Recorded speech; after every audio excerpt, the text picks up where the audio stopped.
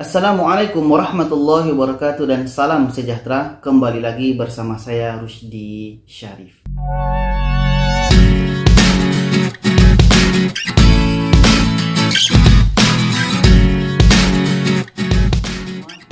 Baiklah sahabat semua, apa kabar? Semoga kita selalu sehat ya, selalu dalam lindungan Allah Subhanahu wa taala.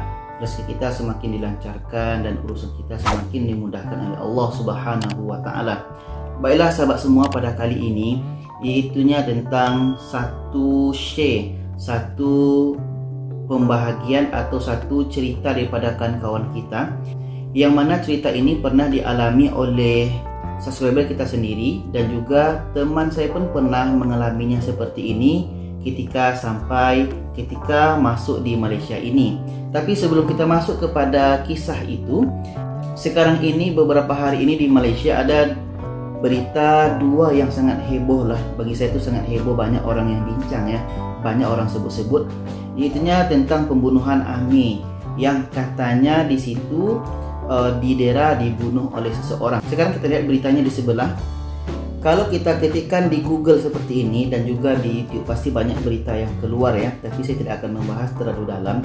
Saya ingin hanya menyampaikan tentang pembunuhan Amir, anak kandung. Di sini banyak yang menyebutkan bahwa ibunya sendiri yang membunuhnya. Tetapi ketika kita cari berita yang di bawah ini, terus ke bawah ini ibu angkat Ame. Ibu angkat mahu kematian Ame dapat pembelaan, 6 tahun dijaga baik mak angkat tapi hanya 3 bulan. Kita teruskan ke bawahnya ini. Lelaki tampil beri kenyataan minta netizen berhenti menuduh ibu Ame. Jadi di sini saya berpendapat bahwa tentang pembunuhan atau kematian Ame atau anak kandungnya ini, ada yang berita yang mengatakan bahwa di sini kata lelaki tadi, kita mesti lihat dulu lah siapa yang bersalah. Belum tentu ibunya, kata lelaki tadi. Jadi di sini kita siapapun kita tunggu informasi daripada pihak yang berkuasa, pihak yang berwajib maksudnya. Kita tunggu sebenarnya siapa yang buat semua ini. Jadi kita sama-sama berdoa mudah-mudahan arwah Amir ditempatkan di tempat yang indah di sisinya ya. Dan juga yang satu lagi, yaitunya berkenaan dengan Ustadz Abid Liu yang mengislamkan satu kampung di daerah Sabah sana. Satu kampung, bukan satu orang, bukan 4 orang, tapi ini satu kampung. Kalau kita lihat di sini, yaitunya di IG-nya, di Instagram-nya Ustadz Abid Liu ini, kita pergi ke bawah di situ. Di sini 3 hari yang lalu kita dengarkanlah.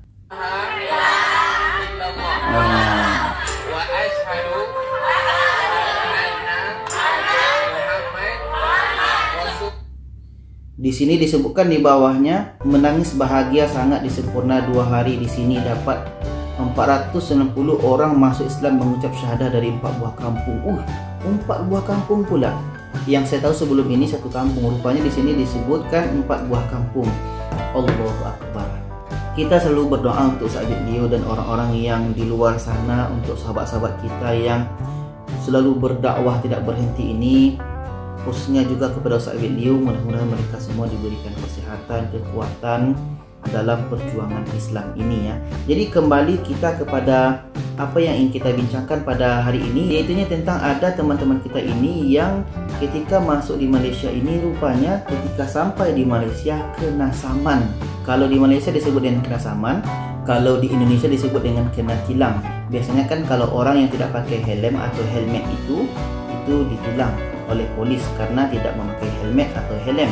Tapi ini teman kita ini, dia pernah kena saman ketika sampai di Malaysia oleh sebuah hal yang biasa bagi beberapa orang, tapi di Malaysia ini memang sudah ada peraturannya, yaitunya merokok. Ya, kalau di Malaysia ini mungkin banyak yang perlu diperhatikan ya, apalagi bagi teman-teman yang baru datang ke Malaysia ini. Mungkin ada di antara kita yang ingin masuk ke Malaysia satu hari nanti, apakah ingin melancong dan lain-lain. Jadi perlu dipastikan bahwa banyak peraturan, banyak sesuatu yang di luar dugaan kita, yang di Indonesia tidak ada tapi di Malaysia ada. Ya, ini salah satunya tentang merokok. Merokok di Malaysia ini tidak boleh di sembarang tempat. Apalagi dulu ketika saya masuk di Malaysia ini, peraturan itu belum ada. Masih dibolehkan, masih bisa merokok di tempat makan, maksudnya di restoran lah ya. Waktu itu masih boleh, tapi dalam beberapa tahun akhir-akhir ini itu merokok di kedai makan, di restoran itu sudah tidak bisa. Ya, sahabat-sahabat yang menonton video ini pasti tahu, pasti banyak tahu, apalagi warga negara Malaysia ya. Kalau ada yang tahu, yang ingat tahun berapa pastinya dilarang merokok di restoran ini, mohon komen di bawah ya. Jadi secara ringkasnya cerita kawan saya itu begini. Ketika dulu di awal-awal datang ke Malaysia ini, katanya dulu waktu itu dia tidak tahu apa peraturan di Malaysia ini. Jadi dia pergi jalan-jalan di salah satu tempat di Malaysia ini. Dia habis itu merokok. Ketika dia merokok, rupanya dia tidak perasan, dia tidak tahu bahwa polis ada di dekatnya, atau mungkin polis ini sedang meronda atau sedang berkeliling. Jadi ketika dia merokok ini, akhirnya polis datang, minta IC, minta paspor, dan rupanya itu semua kena tilang sebab merokok di tempat yang tidak sepatutnya. Jadi itulah, dimanapun kita pergi, dimanapun kita merantau, kita mesti banyak belajar. Kita harus banyak belajar tentang adat budaya di tempat tersebut. Tempat kita, kampung kita dengan tempat lain, kampung lain itu tidak sama. Apalagi satu negara dengan negara lain itu tidak sama, pasti banyak perbedaannya. Kita harus belajar. Jadi bagi sahabat-sahabat yang pernah kena seperti ini, yang pernah kena sama seperti ini, kita mesti belajar daripada pengalaman yang pahit itu. Ya, saya pun belajar, kita semua mesti belajar daripada apa yang telah terjadi. Mudah-mudahan jangan pernah terjadi lagi. Dan ingat, dimanapun kita berada, kita mesti belajar adat dan budaya di tempat tersebut. Kita mesti tahu peraturannya. Jadi begitulah, tidak boleh sembarangan untuk merokok di Malaysia ini. Apalagi merokok di tempat umum seperti di stesen bas, di pasar, restoran, apalagi ya, tempat-tempat umum lah. Itu memang tidak dibolehkan, karena orang yang merokok ini pergi cari tempat sendiri. Mereka karena cari tempat sendiri untuk bisa menghisap rokok tadi. Jadi inilah salah satu peraturan di Malaysia ini yang perlu kita ketahui.